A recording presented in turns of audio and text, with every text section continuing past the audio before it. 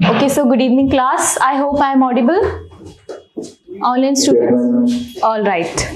So today we are starting with another subject which is the Sales of Goods Act. As you can see, Sale of Goods Act.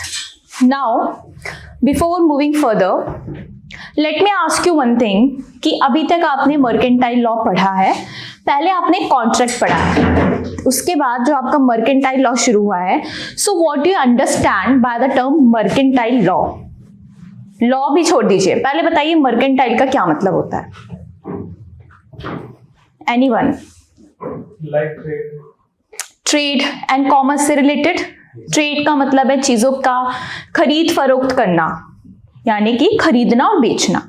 Then commerce जो है वो एक broader term है, वो हमें बताता है कि एक चीज कहाँ से प्रोड्यूस होकर कैसे एक लास्ट कस्टमर के हाथ में गई है. तो ये जो लॉ है जो इन सारी चीजों को गवर्न करता है उसको हम बोलते हैं mercantile law. Now sales of goods act की अगर मैं बात करूं, जिसको हम शॉर्ट में बोलते हैं SOGA, so it is also part of a mercantile law. Mercantile again जहां पे आप चीजों की खरीद कर रहे हैं, उसको बेच रहे हैं, या फिर आप बोलते हैं कि हम ट्रेड कर रहे हैं. Okay, so this is a mercantile law. अब जब हम बात करते हैं specifically the sale of goods act की, तो आप लोग अवेयर होंगे कि ये पहले इंडियन कॉन्ट्रैक्ट एक्ट का ही एक पार्ट था, जो चैप्टर 7 था. From section 76 to 123 of the Indian contract act deal करते थे सेल ऑफ गुड्स से. अब उसको वहां से हटाया गया after the enactment of the sale of goods act of 1930.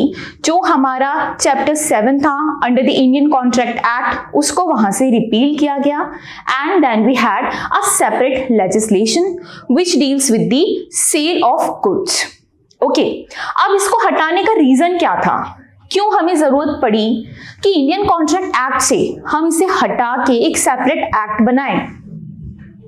बताइए. अपने आप में पूरी तरह से एग्जॉस्टिव नहीं था. Yes, correct. जो इसके प्रोविजंस थे, those provisions when it was incorporated under the Indian contract act, वो सफिशिएंट नहीं थे. अब जब हम बात करते हैं कि सेल क्या होता है, तो एज यू नो कि सेल इज समथिंग जो कि हम डे टू डे लाइफ में करते रहते हैं. सेल भी करते हैं और चीजों को खरीदते भी हैं.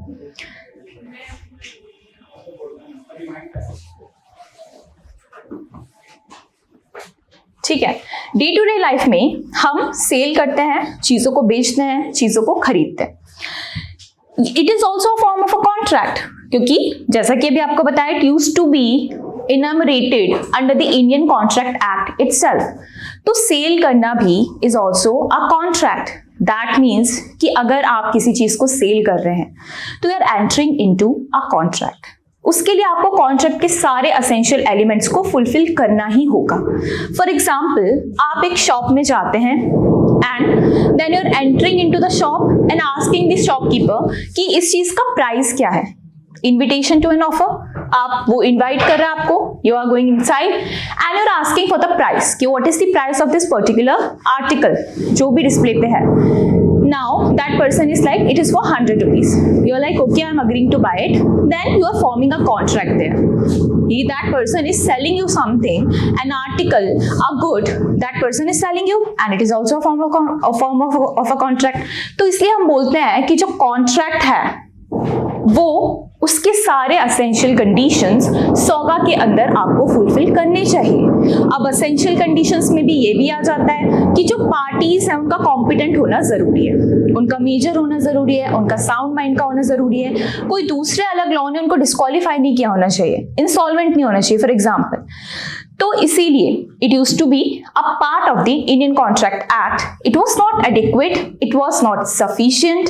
साथ ही साथ ट्रेड इतना बढ़ रहा था, कॉमर्स इतना बढ़ रहा था. Before earlier this particular legislation we had the barter system. सुना होगा आपने, बार्टर सिस्टम होता था जहां पे हम गुड्स एंड सर्विसेज को एक्सचेंज करते थे. For example, I am growing rice but मुझे पल्स की जरूरत है. मैं ऐसे किसी व्यक्ति के पास जाती हूँ जो कि पल्स को ग्रो कर रहा है and I am exchanging. Before जब हमारे पास एक लीगल टेंडर नहीं था। मैम, या आपकी आवाज क्लियर नहीं आ रही है। I am really sorry, I have to check this. Is it audible now हाँ, clearly? Okay, all right. Yeah, it might be from our end only. So, ठीक है, barter system used to exist there, जहाँ पे हम goods and services का exchange करते थे, क्योंकि हमारे पास कोई monetary terms में transaction करने के लिए कोई legal tender नहीं था।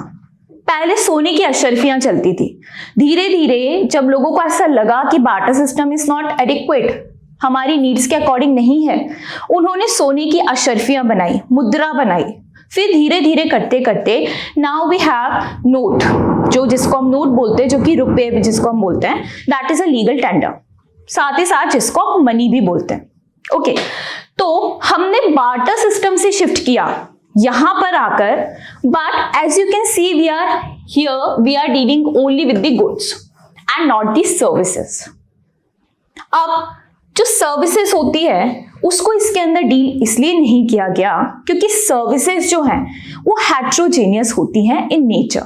For example, I am calling somebody and I am hiring that particular person to come in my house and repair, जो जैसे प्लम्बर होते हैं उनको मैंने बुलाया, I am availing his services. या फिर अर्बन कंपनी से मैंने किसी को बुलाया टू अवेल दिस सर्विसेज। आप यहाँ पे कोचिंग ले रहे हैं, this is also a kind of a service. हम डॉक्टर के पास जाते हैं, that is also a kind of a service. अब ये इतना डाइवर्स था कि इसके लिए हमारे पास सेपरेट एक्ट्स हैं, जैसे कि लॉ से रिलेटेड कोई हमारा किस तरीके से एक जो लॉयर है वो सर्विस प्रोवाइड करेगा, उसके लिए we could have different legislation. वहीं पे अगर मैं बात करूं एक डॉक्टर को कैसे रेगुलेट करना है अपनी सर्विसेज को, तो उसके लिए हमारे पास दूसरे लॉज हो सकते हैं। इसीलिए सर्विस को हमने यहाँ से हटा दिया, वो बहुत हेट्रोजीनियस होती है। वहीं पे अगर मैं बात करूं गुड्स की, तो हम यहाँ पे डील कर रहे हैं the sale of the goods only and not the services, इसलिए हमने इसको कॉन्ट्रैक्ट एक्ट से हटाया। लेकिन कॉन्ट्रैक्ट की सारी essential conditions have to be fulfilled.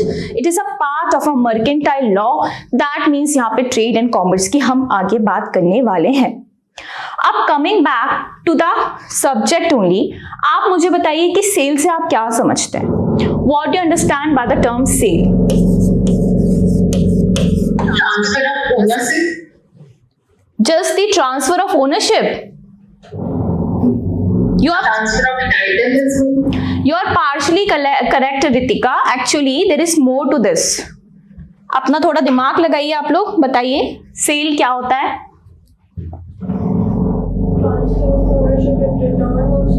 Yes, exactly. There is the transfer of ownership. Transferring the possession of renewable product. No, Arpita. Yeah, you are also partially correct.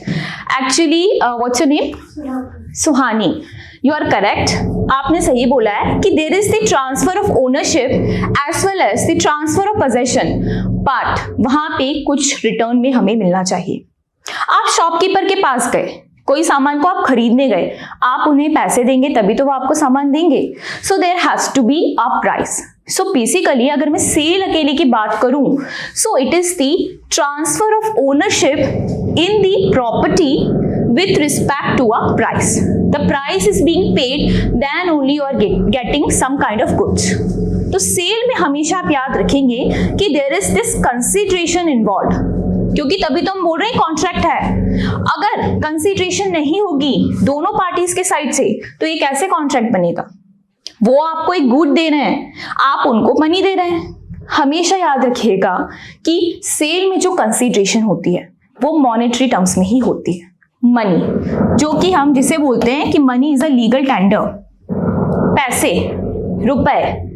Otherwise हमने किसी article के बदले कोई article shopkeeper को दे दिया तो वो cell नहीं होगा।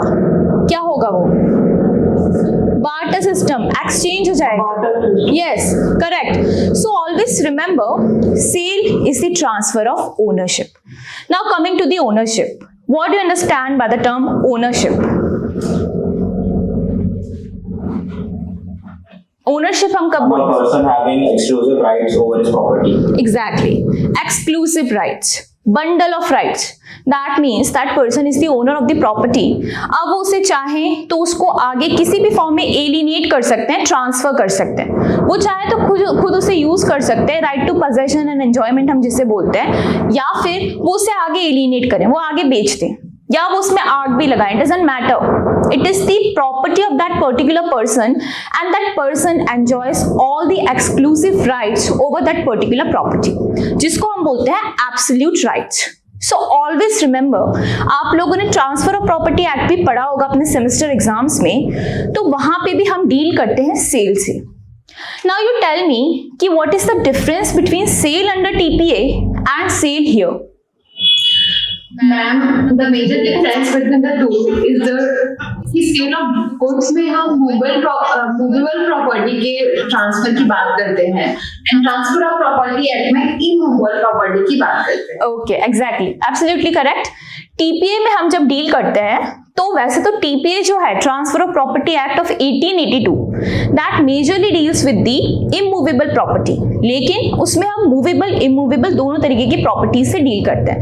बट जब हम सौगा की बात करते हैं तो यहाँ पे जो गुड्स है ना, ये जो यहाँ लिखा हुआ है, it is always a movable property. क्यों? Why we are dealing with two separate legislations?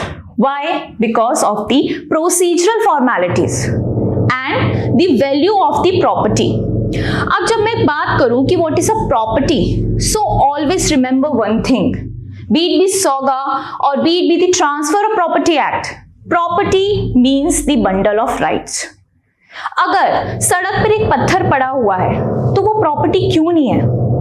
Why? Because it does not have any value. Value नहीं है तो उसमें कोई राइट्स भी नहीं है. इफ आई टेल यू कि this particular institute belongs to Jasbir sir, okay, so why?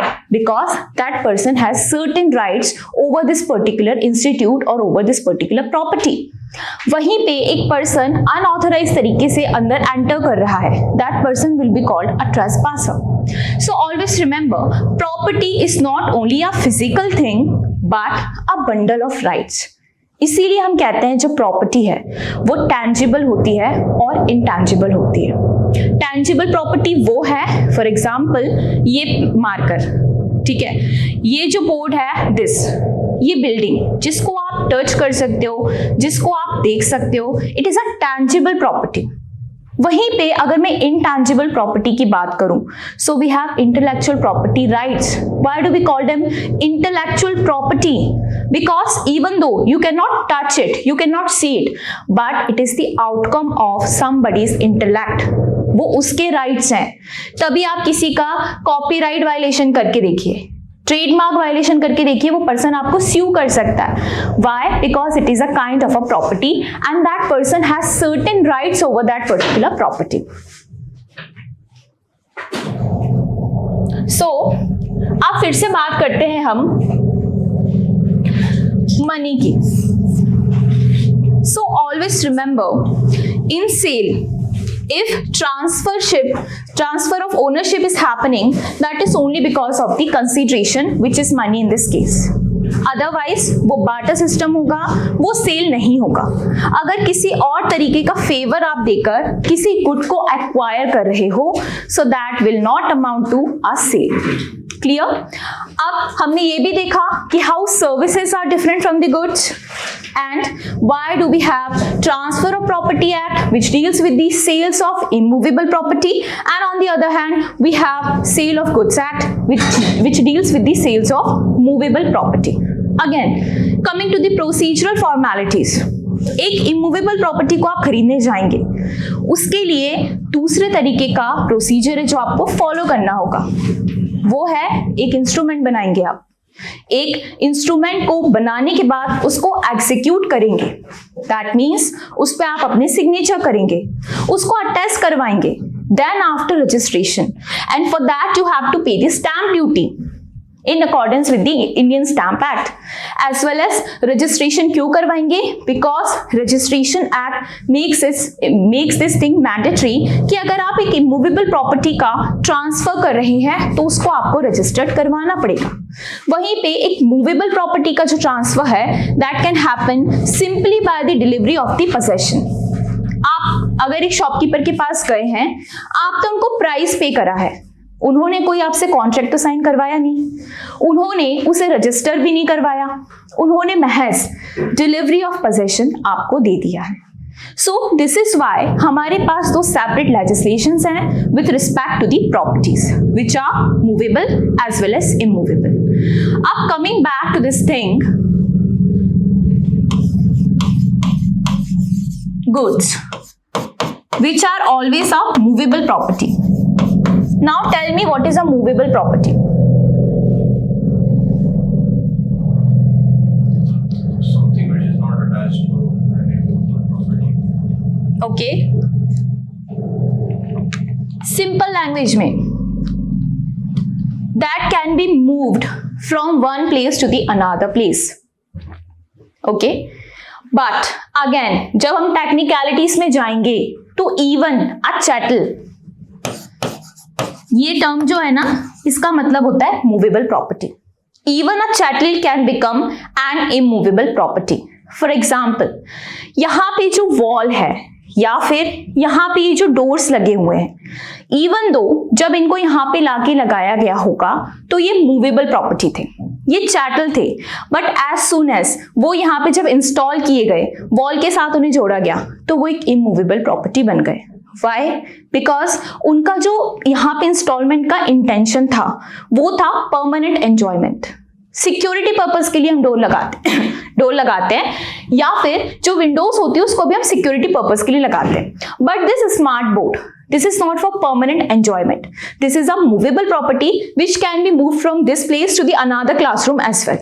So this is how you see, you have to be able to differentiate between the immovable and movable property. अब immovable property की definition कहाँ दी हुई है?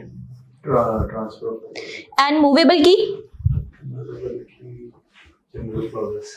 Yes, general clauses act में दी गई है, but that definition is again not exhaustive. Anything can be movable property, जो immovable नहीं है वो मूवेबल है।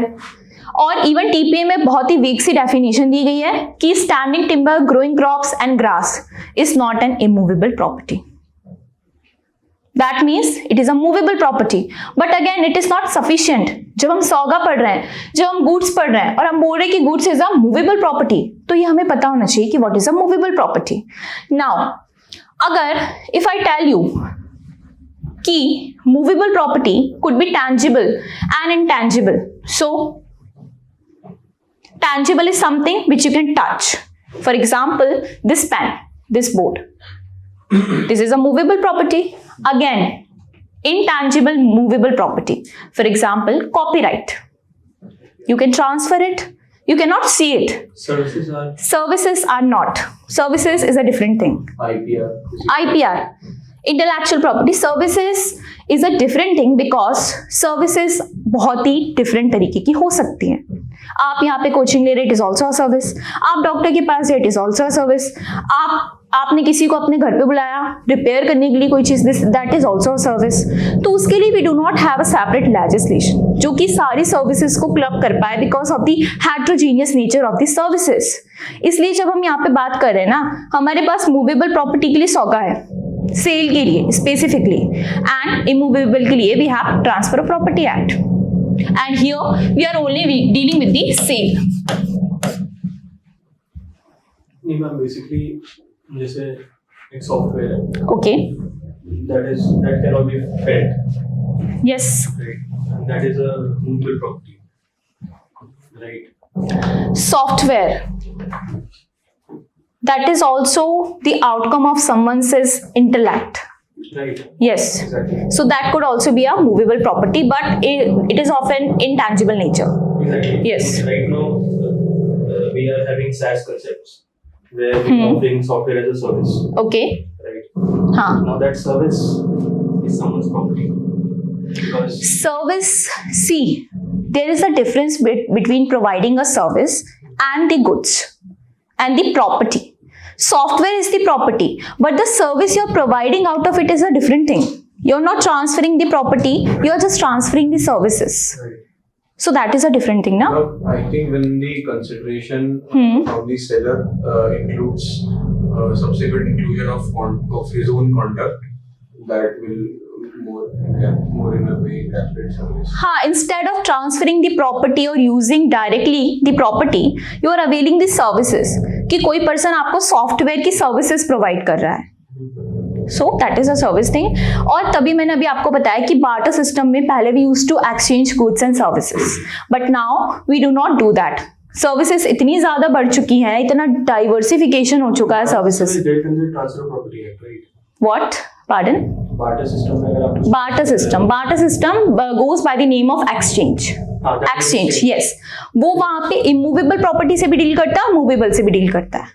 So that is not dealt under sale of goods. No. That can be dealt in the transfer of property. Yes, that is dealt there only. जब हम TPA की बात करते हैं ना, हम बोलते हैं it is with regards to the immovable property. No, it is with regards to the both movable as well as immovable. जब आप उसका इंडेक्स देखेंगे वहां पे स्पेसिफिकली लिखा है सेक्शन 1 से लेके सेक्शन 37 तक मूवेबल इमूवेबल दोनों की प्रॉपर्टी, दोनों तरीके की प्रॉपर्टी से ये एक्ट डील करता है, बट मेजरली डील करता है इमूवेबल प्रॉपर्टी से. इसलिए जो एक्सचेंज है, जिसको हम बार्टर सिस्टम के नाम से भी जानते हैं, वो टीपीए के अंदर गवर्न होता है और वो मूवेबल इमूवेबल दोनों के रिस्पेक्ट में होता है. या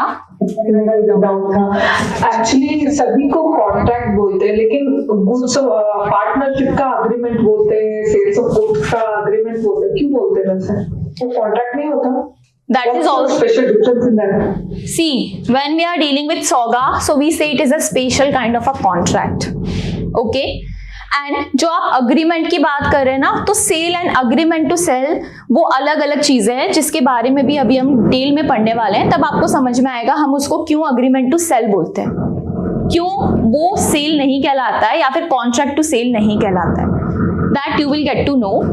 just wait for a while. Okay, so coming back here, well, basically sale of goods acts deals with sale of movable property. Only movable. Just movable. Goods का मतलब ही होता है movable property.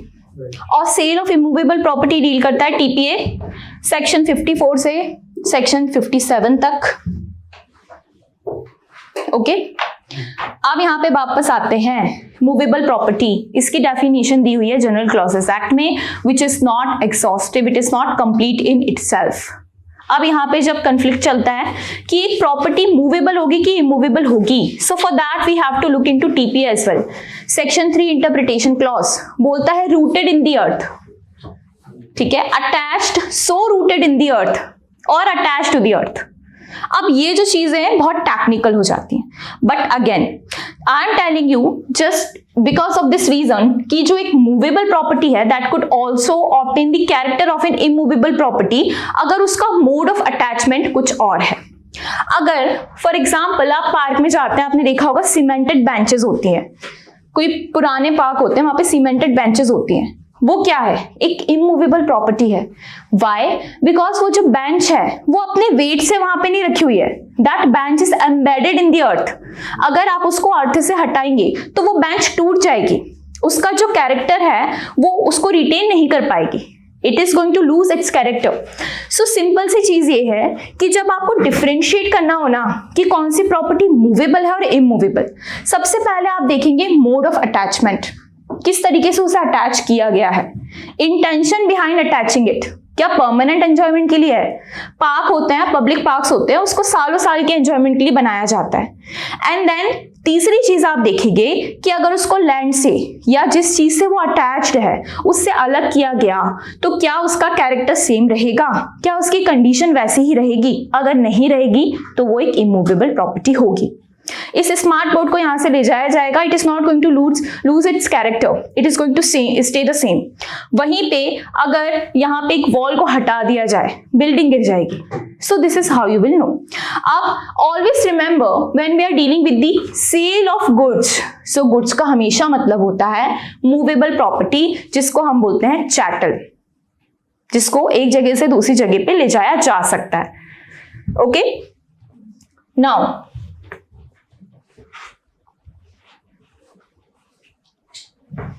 सेल अभी आपको बताया कि it's a method of a transfer of the property in which you transfer absolute interest which is the ownership और the title of the property in exchange of a price. किसी ने आपको price पे किया है तो आपने उसको ओनरशिप दी है। वहीं पे हमने देखा गुड्स का मतलब हमेशा होता है movable property that could be tangible as well as intangible. If we talk about the intellectual property rights, the copyright or the trademark, so क्या ये immovable property है या movable property है? मूवेबल है, क्योंकि इमूवेबल की डेफिनेशन में कहीं दिया ही नहीं है। इवन जब आप टीपीए पढ़ते हैं तो वो डील ही नहीं करता इस चीज से, इसीलिए we will consider it a movable property which is of intangible nature. It can not be seen और टच्ड, बट इसके साथ सर्टेन राइट्स जुड़े हुए हैं।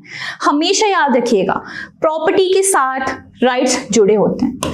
Property is not only a physical thing, it is equal to rights. Rights क्या क्या होते हैं?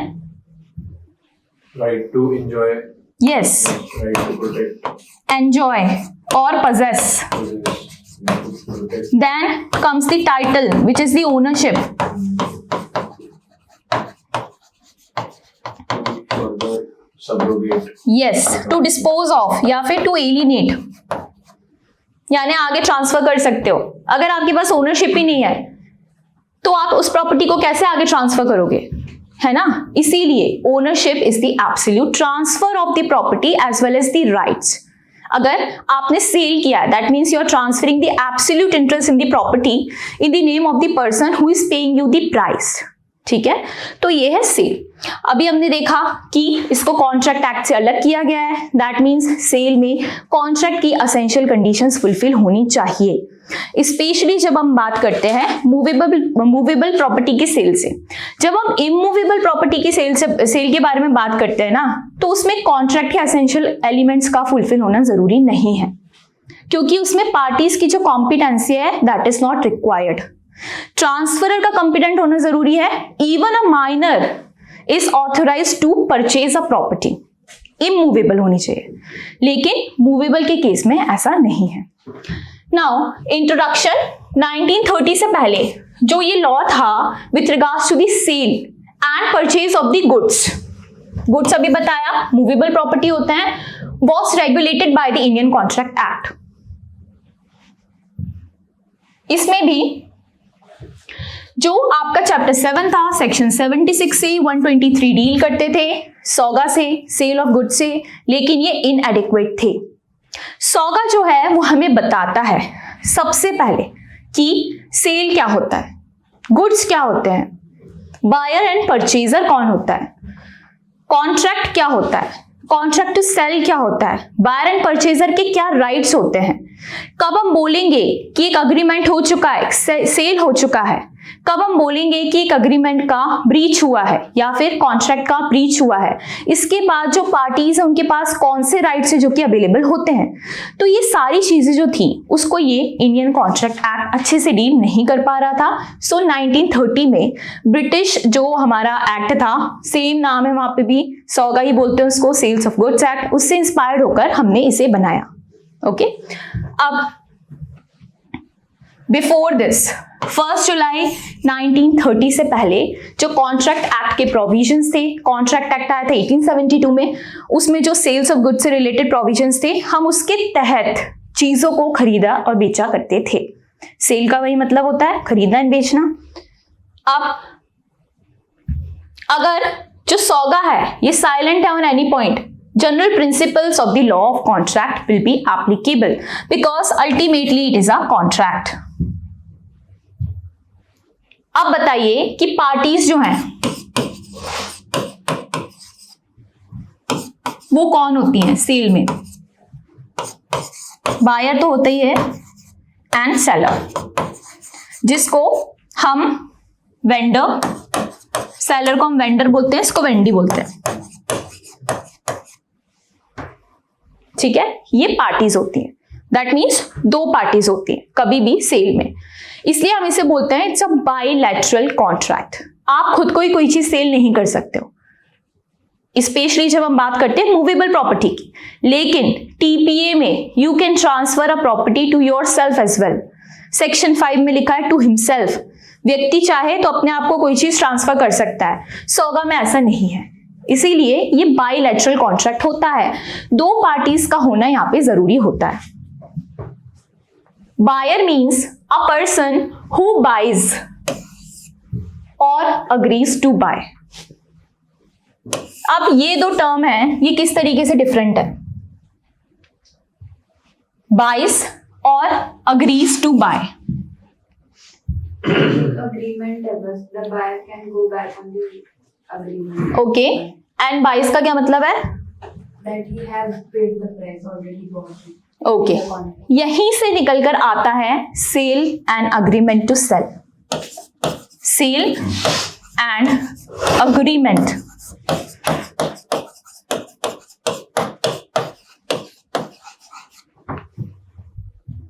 अगर सेल हो गई है मतलब उसने चीज को बाय कर लिया है। अग्रीमेंट टू सेल है, that means that person is agreeing to buy it. For example, A है एक seller and B is the buyer here. So what happens? B wants to buy 100 unit of shirts. 100 units of shirts from A. But B does not have enough funds with him. इसके पास enough funds नहीं है. But A is like कि okay, कोई बात नहीं, आप अगले महीने की 15 तारीख को जब आपके पास पैसे आ जाएंगे, आपको मैं ये जो शर्ट्स हैं वो दे दूंगा। B is like okay, but both of them are thinking कि क्या पता अगर कल को बी को लगा कि कल को वो ए के पास जाएंगे, उन्होंने शर्ट देने से मना कर दिया, या फिर ए को भी डर है कि कल को इन्होंने आके मना कर दिया शर्ट लेने से तो क्या होगा। तो यहाँ पे फिलहाल ये लोग सेल नहीं कर रहे हैं। Sale is the transfer of ownership with respect to the goods. यहाँ पे इन्होंने सेल नहीं किया है, यहाँ पे इन्होंने बस एक अनुबंध किया है, एक अग्रीमेंट किया है कि okay, on a certain future date when you will have sufficient funds on you, you can come here and I will deliver you the same. उस दिन हो जाएगी सेल कंप्लीट। तो ये जो टर्म्स हैं जिसपे ये अग्री कर रहे हैं, इसको हम बोलेंगे अग्रीमेंट टू सेल। तो उन्होंने एक अग्रीमेंट बनाया कि इन फ्यूचर 15 तारीख को बी के पास जब पैसे आएंगे तब ए उन्हें सर्टेन गुड्स का ट्रांसफर करेंगे। So it is an agreement to sell. यहाँ पे कोई ओनरशिप अभी ट्रांसफर नहीं हुई है, कोई प्राइस भी अभी पे नहीं किया गया है, जस्ट उनके जो प्रोमिसेस थे उनको कीप करने के लिए, उनको रखने के लिए एक अग्रीमेंट को बनाया गया है। ऑन द अदर हैंड जब हम बात करते हैं सेल की, सो it is N executed contract. It has been executed, but this one is an executory contract which is going to be executed on a future date. Here, sale में immediately certain rights का transfer हो गया है, ownership transfer हो गई है और price भी पे किया जा चुका है। इसीलिए बायर दोनों तरीके का व्यक्ति हो सकता है, बिकॉज इसमें भी बायर के पास सर्टेन राइट्स आ जाते हैं। अगर ए कल को बी को इस चीज को सेल करने से मना करते हैं तो B can go to the court and sue A for the breach of the contract. Okay, that's why हम कहते हैं कि बायर में एक पर्सन शामिल होता है जो उसी टाइम पे खरीद लेता है या फ्यूचर में खरीदने का वादा करता है। अब seller, seller means person who sells or agrees to sell the goods. Same agreement to sell and the sale. Then goods. Section 2 subsection 7 ये कहता है goods means every kind of movable property.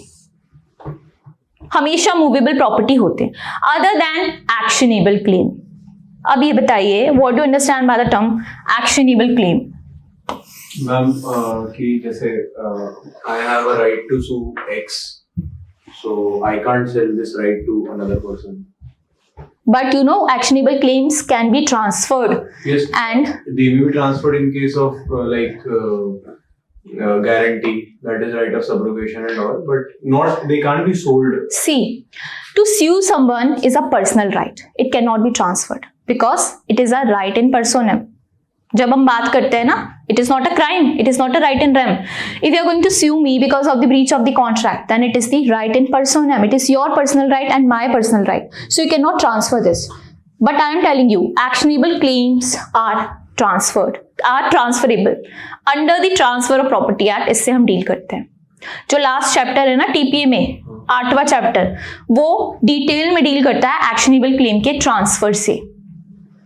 अब यहां पे कहा गया है कि गुड्स जो है वो मूवेबल प्रॉपर्टी है, लेकिन एक्शनेबल क्लेम नहीं। Actionable claim is not a good. Why? Even though I am telling you the actionable claim is an intangible movable property. अगर जब आप इसके नेचर के बारे में पढ़ते हैं ना, so it is an intangible movable property, then also you cannot transfer the same in the name of the good. Why? See, जो आपने एग्जाम्पल दिया ना, right to sue, that is our personal right, but actionable claim is something, नाम से ही समझ में आ रहा है, for which you can take an action. You can raise a claim where in the court of law, obviously. और कहां जाके आप अपना क्लेम रेज करेंगे? It is an actionable claim. Action ले सकते हैं इसके लिए आप। For example, A is the landlord and B is the tenant. Lease था इनके बीच में। जो B टेनेंट है, उन्होंने 10 महीने से रेंट पे नहीं किया। He is not paying the rent for the past 10 months. Now, arrears of rent के बारे में आपने सुना है, जो कि लेफ्ट रेंट रहता है, जो कि अभी तक पे नहीं किया गया, उसको हम बोलते हैं arrears of rent. अब here B जो है वो चले गए, उनकी जो लीज है वो भी खत्म हो चुकी है। The contract is not subsisting anymore with regards to the tenancy. Now this person has left. ये चले गए। अब यहाँ पे क्या ए के पास सारे राइट्स खत्म हो जाते हैं? Because under the law, even though आपका टेनेंट आपको पैसे पे नहीं कर रहा है, रेंट पे नहीं कर रहा है, आप उसके घर जाके चोरी तो करेंगे नहीं, उसको जबरदस्ती मार के तो उससे पैसा लेंगे नहीं, but you have the claim, you can go to the court and take an action for the same. अब यहाँ पे ए क्या करेंगे? कोर्ट जाएंगे, ओके, एंड कोर्ट में जाके कहेंगे कि बी ने मुझे रेंट नहीं दिया, कॉन्ट्रैक्ट भी खत्म हो चुका है, अब मेरा जो रेंट बच रहा है उसका मैं क्या करूं? एक तो कॉन्ट्रैक्ट खत्म होने के बाद भी मेरे घर में रह रहे थे और रेंट भी मुझे नहीं दे रहे थे। तो इस केस में क्या होगा? Court is going to call this person, और वो जो भी उनके बीच में प्रोसीडिंग चलेगी, और जब ये प्रूव हो गया कि yes arrears of rents are there, तब this person will be held liable to pay the rent. This is an actionable claim. For example, अगर मैं बात करूं कोई दूसरी चीज की, जैसे कि सेल में ही अगर हम बात करें, कभी कभी होता है ना डाउन पेमेंट कोई कर देता है, कुछ इंस्टॉलमेंट्स भी लोग पे कर देते हैं, बट कुछ इंस्टॉलमेंट बच जाता है। अब आपने उसको डिलीवरी ऑफ पोजेशन भी दे दिया अपने सामान का, then also that person is like कि अब तो पैसा पे ही नहीं करना है, क्या करना? तो in that case also you can go to the court and take an action against that particular person. That is an actionable claim. अब ये जो एक्शनेबल क्लेम होता है ना, इसको भी ट्रांसफर कर दिया जाता है। जैसे ए चाहे तो इसको सी को ट्रांसफर कर देंगे और कहेंगे भाई मेरी तो उम्र हो गई है, मेरे से ये सब कोर्ट कचहरी के चक्कर नहीं होते हैं। What you do is you go and take action against the B on my behalf, because I am transferring this claim to you. हो सकता है जो सी हैं ये एक ही कोई रिलेटिव हो, उन्होंने उसको ट्रांसफर कर दिया, आप जाइए और इन सब रेंट वसूलिए कोर्ट में जाके। So this can also happen, but always remember जो एक्शनेबल क्लेम होते हैं वो एक अनसिक्योर्ड डेट होता है।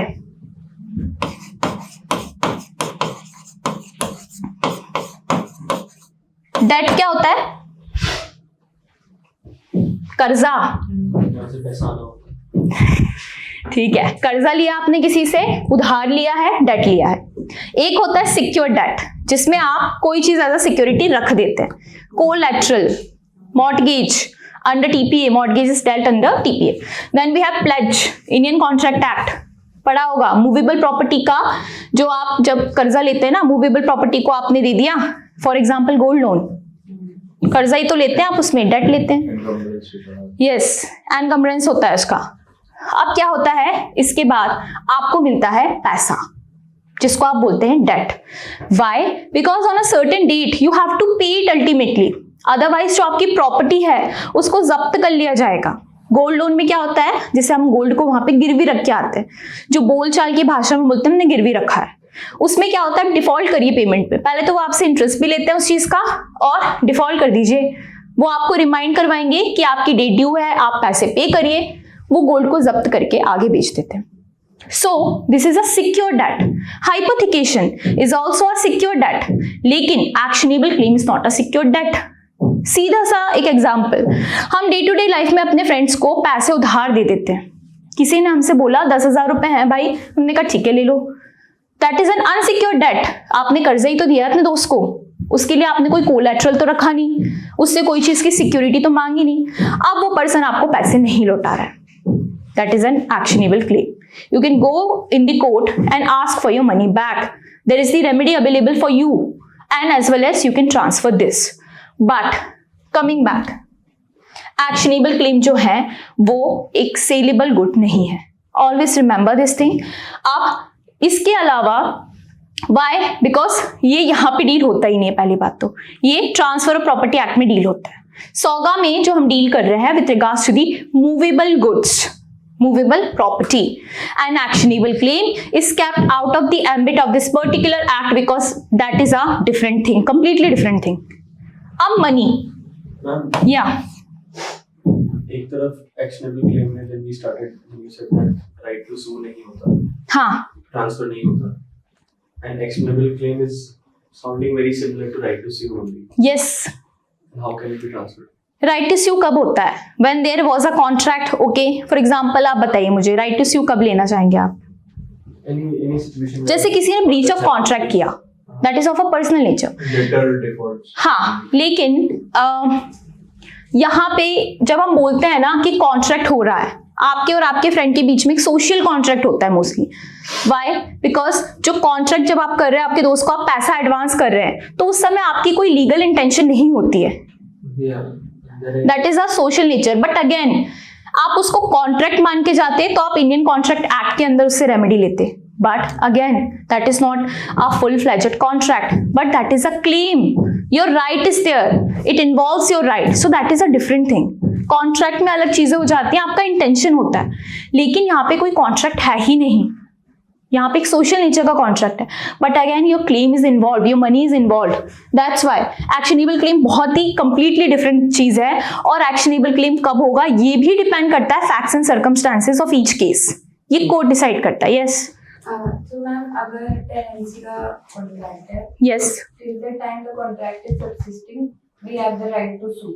हाँ, you have the right to sue, but after the expiry. वो क्लेम में आ जाएगा because देखो, the contract is expired. Exactly जब तक वो आपका टेनेंट है, there is this contract which is subsisting. But after the termination, और जब हम बोलें कि उसका एफ्लक्स ऑफ टाइम से वो टेनेंसी खत्म हो गई, अब that person is still residing in your property. अब तो कोई कॉन्ट्रैक्ट है ही नहीं, लेकिन वो रह तो रहा है वहां पे, आपका क्लेम तो बनता है ना उस पे. वो आपके घर में रह रहा है और उससे आप इनकम जनरेट कर सकते थे उस प्रॉपर्टी से, बट आप नहीं कर पा रहे, कॉन्ट्रैक्ट है ही नहीं वहां पे. You are not willing to continue with that particular tenancy anymore. So claim तो है ना, एक्शन तो आप फिर भी ले सकते हैं ना उसके लिए. तो जो कॉन्ट्रैक्ट है, यस, उसके ब्रीच होने के बाद वो सबसिस्टिंग नहीं है, हाँ, तब भी आप सू करते हैं. नहीं, कहने का मतलब ये है कि एक्शनेबल क्लेम है ना, वो केवल गुड्स की डेफिनेशन में नहीं आता है. इसका मतलब ये नहीं कि वो इन्फोर्सेबल नहीं है. वो that is enforceable but not under SOGA. हाँ, not under under TPA that is enforceable. I am not concerned about कि इसमें है कि नहीं. हाँ, That I got it. That's हाँ. What I'm concerned about is ma'am that कि actionable claim का आंसर हो सकते हैं. बिल्कुल हो सकता है. मैम जैसे सरफेसी में एसेट रिकवरी के हाँ, होता है. यस, बिकॉज ये फुल फ्लेजेड कॉन्ट्रैक्ट नहीं होते हैं कभी भी, सोशल नेचर के होते हैं. जस्ट आपका एक क्लेम बनता है किसी चीज पे. कॉन्ट्रैक्ट में हमने इस तरह का पढ़ा था. हाँ, Where there is no contract but still it can be enforced. But quasi contract में तो कॉन्ट्रैक्ट बन जाता है. फॉर एग्जाम्पल अनजस्ट एनरिचमेंट आप नहीं कर सकते, हाँ. तो वहां से somehow related, but it is not an exactly a quasi contract, it is an actionable claim only. Claim is not. Claim हो जहां पे आपका, जहां पे भी क्लेम रेज हो रहा हो with regards to any money, हाँ. स्पेशली मनी के रिगार्ड्स में होता है. एक चीज मुझे समझ में आ रही है. हाँ, कि राइट टू सू है मेरे पास. हाँ, मैंने किसी को सू किया एंड देन उसके बाद वो मैं केस जीत गया. ठीक है. Now it becomes an actionable claim. No. नहीं, एक्शनेबल क्लेम पहले ही है, उसको इन्फोर्स कराने के लिए मैं सी, अगर आपके पास ना राइट टू स्यू है, दैट मीन्स कॉन्ट्रैक्ट होगा, उसका ब्रीच हुआ होगा, तब आप दुखी होकर कोर्ट के सामने गए। नाउ जो इसके रिगार्डिंग एक डिक्री आती है, कभी भी सिविल नेचर का है तो डिक्री पास होती है, जिसके फेवर में आ गई डिक्री होल्डर, और जो दूसरा है जजमेंट डेटर बन जाता है। अब उसको एग्जीक्यूट करना पड़ता है डिक्री को, उसको जो फुलफिल करने को बोला उसका प्रॉमिस वो फुलफिल करेगा। फॉर एग्जाम्पल, अभी आपका टेनेंसी का कॉन्ट्रैक्ट सबसिस्ट कर रहा है and that person is residing in your property not paying any rent, तब आप जाके उसको कॉन्ट्रैक्ट के अंदर स्यू करिए, एक्शनेबल क्लेम नहीं होगा तब वो। अच्छा, कॉन्ट्रैक्ट के आउट ऑफ अराइजिंग जितने भी हमारे क्लेम्स हैं, हाँ, उसमें क्लेम नहीं है, वो एक्शनेबल क्लेम ही होंगे। क्लेम जहां कॉन्ट्रैक्ट नहीं है, सी कॉन्ट्रैक्ट नहीं है, कोई सिक्योर डेट नहीं है। सिक्योर डेट होता है मतलब कॉन्ट्रैक्ट अपने आप हो जाता है। प्लेज का मैंने आपको एग्जांपल दिया, गोल्ड लोन का, which is a secure debt, that is also a form of a contract. Contract debt is not secure. Pledge secure नहीं होता। Pledge is a different thing, but let's say out of a contract, if I'm giving someone money, some amount of money, हाँ, so that is not a secured debt. right? तो मुझे ना बस एक चीज नहीं समझ आ रही कि एक्शनेबल क्लेम और राइट टू सू में क्या डिफरेंस है? Right to sue is a personal right, which arises out of the breach of a contract or when there is a violation of your civil right. Right. ठीक है, तभी वो arise होता है। यहाँ पे आपका कोई राइट वायलेट कैसे हो रहा है, तभी तो आप कोर्ट के सामने जा रहे हैं। Not out of a contract. Yes, not out of a contract, just of a social nature thing। या फिर जहाँ पे कॉन्ट्रैक्ट नहीं भी था। अब होता है ना कि जैसे कोई आपके घर पे अवैध कब्जा कर लेता है, but that is also like आपने उससे कॉन्ट्रैक्ट तो किया नहीं था, तू आके अवैध कब्जा कर। लेकिन अगेन यू हैव क्लेम कि मेरे घर को एक खाली करे, you can take action with regards to that thing, तो वो है एक्शनेबल क्लेम, जहां पे आपके पास क्लेम हो of a which no not it never arises. Right to sue का वो एग्जांपल गलत दिया था, एक एक्शनेबल क्लेम को इन्फोर्स कराने के लिए 1%। जैसे मेंटेनेंस भी होता है ना, यू सी कोई वाइफ को मेंटेनेंस मिलना है कोर्ट से, okay, that is of a personal nature. Maintenance कभी भी पर्सनल नेचर का होता है, जो अपने आप को अनेबल होता है मेंटेन करने के लिए वो। अब वाइफ जाके अपने भाई को ट्रांसफर थोड़ी कर देगी वो राइट, क्योंकि वो उसका पर्सनल नेचर का है। लेकिन वहीं पे अगर मैं बात करूं, जो पैसे हमने जैसे फ्रेंड का एग्जांपल दिया था, भाई बहन में अक्सर होता है उधार ले लेते हैं। तो एक जैसे मान लीजिए 3 भाई बहन है, बड़ी बहन ने बोला छोटे भाई से कि मुझे 1000 रुपीज दे दो। उसने कहा आप एक काम करो, दीदी से ले लो, जो छोटी दीदी उनसे ले लीजिए, क्योंकि मैंने उन्हें 1000 रुपीज दे रखे थे। तो क्लेम हो गया, उसको वहां पे सेटल कर दिया, एक्शनेबल क्लेम में ट्रांसफर कर दिया उन्होंने। ऐसा अक्सर होता है, बट अगर ऐसा नहीं हो पा रहा है, हमारे ही संबंधों के बीच में ऐसा नहीं हो पा रहा, हम कोर्ट में जाके you can take action for the same. Under what? Under TPA. Under TPA actionable claim section 3 में डिफाइंड है, इंटरप्रिटेशन क्लॉज में डेफिनेशन है, और चैप्टर 8 में सेक्शन 130 से 137 तक उसके ट्रांसफर की बात होती है। ओके, अब बात करते हैं मनी की। मनी मूवेबल प्रॉपर्टी है या इमूवेबल प्रॉपर्टी है? मूवेबल प्रॉपर्टी है। मनी कुछ नहीं है। हाँ, मनी कॉन्सेप्ट है, बट उसको हम मूवेबल प्रॉपर्टी के उसमें ले सकते हैं। जब हम जैसे उसमें करते हैं ना, शुरू में कंसिडरेशन ट्रैक करने वाली बात करते हैं माइनॉरिटी का, जब हम वो पढ़ते हैं तब उसको लिया जा सकता है। सी under SOGA it is nothing. It's not even a movable property, not under TPA nor under TPA. It's a immovable property because it is of a sui generis nature. It is of one of its kind. और ये legal tender है। अगर legal tender को ही आप price बना के consideration पे कर रहे हैं, उसी को आप प्रॉपर्टी बना देंगे, तो क्या बात है, मतलब ही नहीं है। This becomes the basis of foreign exchange. What? Because foreign exchange में मनी के बदले मनी दिया जाता है, तो वो एक्सचेंज हो रहा है ना, सेल थोड़ी हो रहा है। यस यस, देन वहां पे फिर हाँ, वो एक्सचेंज हो रहा है, वो हो सकता है, दैट इज पॉसिबल। हम यहाँ पे भी जाके मनी एक्सचेंज करवाते हैं, हमें फॉरेन जाना होता है, दैट कैन हैपन, सेल थोड़ी करते हैं उसको। Money is not an immovable property और ये मूवेबल प्रॉपर्टी भी नहीं है। ऑलवेज रिमेंबर दिस थिंग, इसलिए इसको यहाँ से एक्सक्लूसिवली हटा दिया गया है। सोगा में कभी डील नहीं होगा, ये लीगल टेंडर है, इसी के तहत तो हम सेल कर रहे हैं ना, मनी पे करके तो हमें कुछ मिल रहा है, जो भी आर्टिकल हम खरीदने जा रहे हैं, गुड्स खरीदने जा रहे हैं। अब आगे है, it includes stocks. Stocks, shares खरीदते रहते होंगे आप लोग, ये मूवेबल प्रॉपर्टी है, मूवेबल इंटैंजिबल प्रॉपर्टी। देख नहीं सकते बट आपका राइट है, आप स्टॉक को बेच भी सकते हो। लग रहा है कि अभी मार्केट अच्छा है, बेचना चाहिए, आप बेच देते हैं, सो ये तो समझ में आ रहा है। Share is also a kind of a stock, but इसका जो अमाउंट होता है थोड़ा कम होता है, स्टॉक थोड़ा बड़ा अमाउंट होता है। तो ये गुड्स की डेफिनेशन में आता है। देन ग्रोइंग क्रॉप्स, ये क्या होता है ग्रोइंग क्रॉप्स? मैम जो ऑलरेडी एग्रीकल्चर में जैसे क्रॉप्स जो स्टैंडिंग क्रॉप्स है ना, हाँ हाँ, तो they are not considered part of land. Exactly. What you mean by standing? जो आपने वर्ड बोला बहुत सही वर्ड बोला है, यही यूज किया जाना चाहिए। तो स्टैंडिंग का क्या मतलब होता है?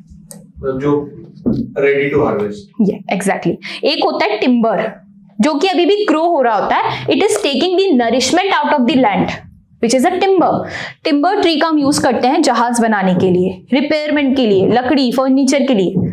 और वहीं पे होता है कि standing timber which is fully grown, it is a mature tree which is ready to be cut. इसको आप काट के आगे कुछ भी बनाने के लिए उपयोग में ला सकते हैं। Same goes, yes yes, both are different.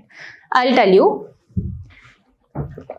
एक होता है फ्रूट बियरिंग ट्री, वो मूवेबल प्रॉपर्टी या immovable? Yes, not severable from. हाँ, अगर आपने उसको हटा दिया ना लैंड से, तो उसका जो पर्पस है that will not be fulfilled. Fruit वो बियर ही नहीं कर पाएगा, परमानेंट एंजॉयमेंट, क्योंकि उसको सालों साल के लिए लगाया जाता है। जो हमारे दादाजी ने लगाया था पेड़, वो आज भी एग्जिस्ट करता है, उसमें आज भी फ्रूट्स होते हैं। So that is for the permanent enjoyment as well as it is getting the nourishment out of the land to grow the fruits. On the other hand, when we deal with the timber, it is a different thing. Timber अभी बताया, वो पेड़ होते हैं जिसकी लकड़ी का उपयोग किया जाता है शिप्स, फर्नीचर बनाने के लिए। बबूल, शीशम, सागौन, सागवान का पेड़, ये सारी जो लकड़ियां होती है इसको हम टिम्बर बोलते हैं। दूसरा होता है स्टैंडिंग टिम्बर। इसका मतलब है एक fully grown timber which is ready to be cut. इसको अब आप काटेंगे तो वो जरूरी हो जाता है उसको काटना, अदरवाइज वो बर्बाद हो जाएगा। उसका भी एक ड्यूरेशन होता है, लाइफ साइकिल होता है ना ट्री का भी। तो इसको काट के अब आप यूज कर सकते हैं। It is a movable property but it is not, it is N immovable. It is still getting the nourishment out of the land and growing itself. अगर लैंड से हटाएंगे तो वो मर जाएगा, ना वो टिम्बर रह जाएगा, ना वो लैंड का एक पार्ट रह जाएगा। ओके, देन ये जो टिम्बर है, हाँ, तो आधा ग्रो हुआ है, लकड़ी तो फिर भी है वो उतना स्ट्रॉन्ग थोड़ी होगा फिर वो जहाज बनाने लायक। नहीं, let's not think about a ship, let's think about anything else, कर लीजिए यूज, क्या फर्क पड़ता है। then it becomes a standard। हाँ देखो, हमें ना डिफरेंशिएट करना कब इंपॉर्टेंट होता है, जब कंफ्लिक्ट अराइज होता है। कोर्ट सबसे पहले यही बताती है कि मूवेबल प्रॉपर्टी थी या इमूवेबल, फिर प्रोविजंस भी उस हिसाब से लगते हैं, इसलिए उसके लिए डिफरेंशिएट करना इंपॉर्टेंट है। अदरवाइज करिए, ऐसा तो बहुत होता है। क्योंकि मैं बेसिस पे लिखा हुआ है ना कि which are agreed to be severed before sale or under contract। उस पर अभी हम आते हैं, अभी आते हैं। What I'm trying to say is that anything which has been already agreed to be हाँ sold हाँ, becomes already, for example growing crops becomes immovable। Immovable ही होता है। ग्रोइंग क्रॉप्स को लगाने का जो पर्पस था, क्या था, वो ग्रो होगी, उसको बेचा जाएगा काट के, अदरवाइज वो अपने आप में डिस्ट्रॉय हो जाएगी। लगे रहने दीजिए, it will not be of any use. वो आप बेच भी नहीं पाएंगे उसको, और वो फसल खराब हो जाएगी। इसी इसका इंटेंशन ही था कि इसको आगे ग्रो करके बेचा जाएगा। Then we have grass. Grass का भी नाना प्रकार के उपयोग होते हैं, चादरें बनाने के लिए, ये वो मवेशियों को खिलाने के लिए, कैटल को खिलाने के लिए। So grass is also a movable property. और जब आप टीपीए में भी मूवेबल प्रॉपर्टी की डेफिनेशन पढ़ेंगे, उसमें ये दो चीजें एक्सक्लूसिवली लिखी हैं कि ये इमूवेबल प्रॉपर्टी नहीं है। Then and things attached to, अब होता है थोड़ा सा ट्रिकी चीज शुरू।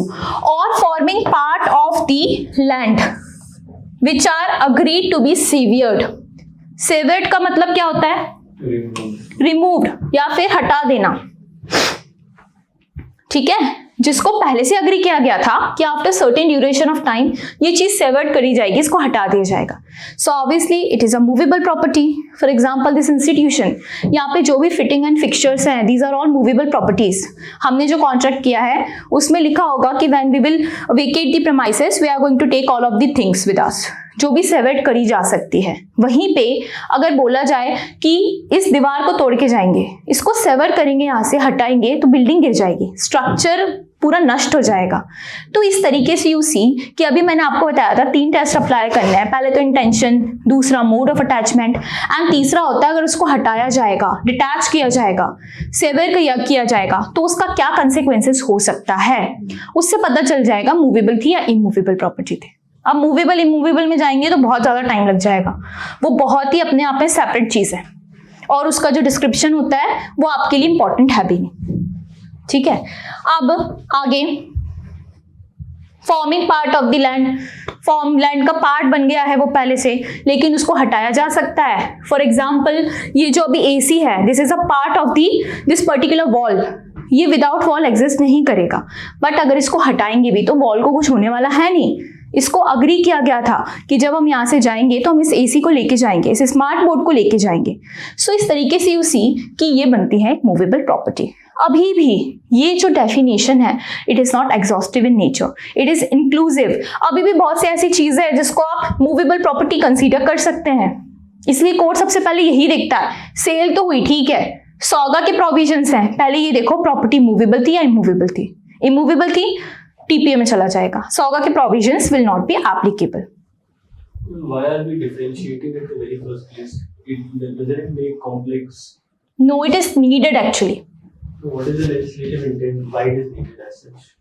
Firstly, when we talk about the movable and immovable property, तो उसके लिए जो प्रोसीजरल फॉर्मेलिटीज जब अलग होती है तो rights and liabilities of the parties भी बदल जाता है। ठीक है, उसके लिए जब ये मैंने अभी आपको बताया कि अगर एक इमूवेबल प्रॉपर्टी के आप एक मूवेबल प्रॉपर्टी से कंपैरिजन करेंगे तो you see the value of an immovable property is in lakhs and in crores. 1000 रुपए की कोई मूवेबल प्रॉपर्टी आपको मिल जाएगी, इमूवेबल कभी नहीं मिलेगी, because of the value of the property. We have different legislations ताकि उसके रिगार्डिंग जो राइट्स है पार्टीज के वो प्रोटेक्ट हो सके। अगर एक इमूवेबल प्रॉपर्टी के रिगार्डिंग कोई भी कंफ्लिक्ट अराइज होता है, दैट मीन्स जो कंसीडरेशन उसमें इन्वॉल्व होगी वो समझ जाइए कितनी होगी। दिल्ली में तो लाख्स में भी आजकल कुछ नहीं होता, रेंटेड भी लेने जाएंगे ना तो भी 1 लाख से तो शुरुआत होती है ऐसे प्रेमाइसेस को रेंट पे लेने की। So you see because of the value of the property we have certain and different legislations. उसके बाद उसका कॉन्ट्रैक्ट किस तरीके से होगा, उसमें कौन सी फॉर्मेलिटीज होगी। अब मैं बात करूं मूवेबल प्रॉपर्टी की, उसका रजिस्ट्रेशन इंपॉर्टेंट नहीं है। किसी ने नहीं कहा कि आप एक प्रॉपर्टी को खरीद रहे हैं आप पहले जाके उसका रजिस्ट्रेशन करवाइए। क्यों हम उसे कॉम्प्लेक्स बना रहे हैं? इमूवेबल प्रॉपर्टी के ट्रांसफर को हम इसलिए कॉम्प्लेक्स बनाते हैं ताकि वो एक रजिस्टर्ड चीज हो जाए। हम जब रजिस्ट्रेशन करवाते हैं, हम बोलते हैं ना स्कूल में हम रजिस्टर में लिखते थे, क्यों? To note something, to make something official.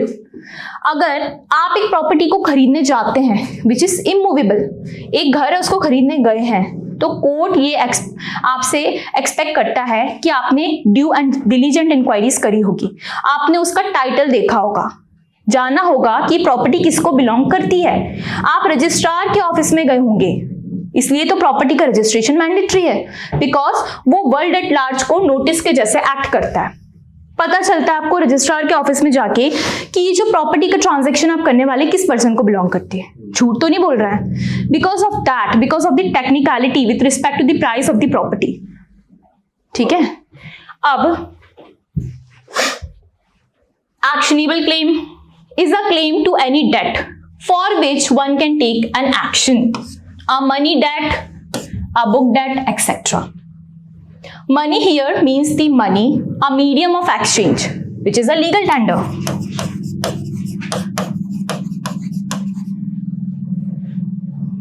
Okay, a stock, ये भी आपको पता है, is a general term used to describe the ownership certificates. Stock पे ओनरशिप होती है, उस पर लिखा होता है स्टॉक किसको बिलोंग करते हैं। एक होता है कि ओनरशिप वारंट होता है, ओनरशिप सर्टिफिकेट होता है। वारंट पे किसी का नाम नहीं होता, उसको आप एंडोर्स कर सकते हो, उसको इजीली ट्रांसफर कर सकते हो। आजकल वारंट जारी होते हैं बिकॉज ऑफ दी इजी, जो भी वो इजी प्रोसेस है उसके लिए। पहले सर्टिफिकेट होते थे, आपको नाम चेंज करवाना पड़ता था वहां जाके कि now I am selling this stock to this particular person. So things like that of any company. Okay, then share is a single unit of the ownership in the stock. या in the companies financial assets. जो stock it's a bigger thing in comparison to the share itself, and then units of the stocks are called the shares. ठीक है, तो ये जो सारी चीजें हैं एक्शनेबल क्लेम एंड मनी को छोड़ के stock and share, these are the goods, these are the movable property which can be sold under the SOGA, the sales of goods act. अब बात करते हैं things attach to the earth और forming part of the land which are agree to be severed. अलग करना है. Before sale और under the contract of the sale are the movable. Before sale आपने इंटेंट को कैसे क्लियर करा, वो कॉन्ट्रैक्ट से ही पता चलता है कि आपकी क्या इंटेंशन थे with regards to the property. अब यहाँ पे जो डोर है इसको जब हमने लगवाया होगा तो हमने उसको भी क्लियर किया होगा कि when we believe we are going to take the door with us, but पहले से अगर यहाँ पे है तो that is a part of the immovable property and it can not be severed. Trees, growing crops, fruits, vegetables, flowers which can be separated from the trees are included in the goods. मछली कैसे, मछली क्या होगी, movable या immovable property? Movable. पानी में pack करके. Ma'am fish movable है बट फिशरीज इमूवेबल है. क्या? Pardon? Ma'am fish movable property है बट फिशरीज इमूवेबल प्रॉपर्टी है. Yes exactly. फिश जो है वो मूवेबल है, लेकिन right to fishery, that means the right to catch the fishes is the immovable property. The profits and rent benefits arising out of land. It is attached to the land. Yes, that's why.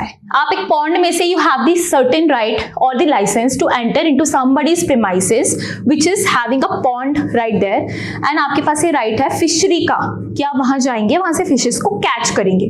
So this right is with regards to the immovable property because जो pond है उसके बिना जो fishes है वो कभी survive नहीं कर पाएंगी. लैंड के बिना पॉन्ड सर्वाइव नहीं कर पाएगा, लेकिन फिशेस एक बार जब आपने उनको वहां से हटा लिया तब वो मूवेबल प्रॉपर्टी बन जाती है. So this is how you see कि कब एक प्रॉपर्टी मूवेबल और इमूवेबल बन जाती है, उसका नेचर भी चेंज हो सकता है. ग्रोइंग क्रॉप्स है, फ्रूट्स है, ये तो पता है. फ्रूट्स का इंटेंशन ही होता है उसको एक जगह से दूसरी जगह पे ले जाके बेचा जाएगा. जब तक वो पेड़ में लगा है वो इमूवेबल प्रॉपर्टी है. When it is in the growing stage, when it is fully grown और it is ready to be picked, तब इसको आप बेच सकते हैं. वेजिटेबल्स हो गया, फ्लावर्स हो गया, ठीक है. अब